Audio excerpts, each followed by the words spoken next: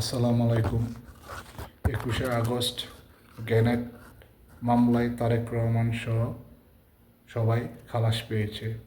রাজধানী বঙ্গবন্ধু এভিনিউ 2004 সালে 21শে August grenade মামলায় আপিলের রায় দিয়েছে হাইকোর্ট।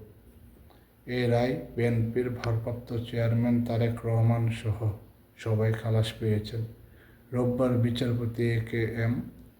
আসাদুজ্জামান ও বিচারপতি সৈয়দ এনায়েতুল হোসেন সমন্বয়ে গঠিত এই হাইকোর্ট বেঞ্চ এই রায় দেন। এর আগে গত 7 নভেম্বরে শুনানি শেষে রায় ঘোষণার জন্য অপেক্ষমাণ রেখেছিল হাইকোর্ট। 21শে আগস্ট আওয়ামী লীগের সমাবেশে গ্রেনেড হামলায় 24 জন নিহত ও প্রায় 300 জন আহত হন।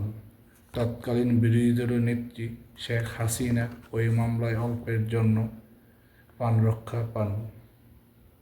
2018 সালে 10 অক্টোবর ঢাকায় একটি আদালত গ্রেনেড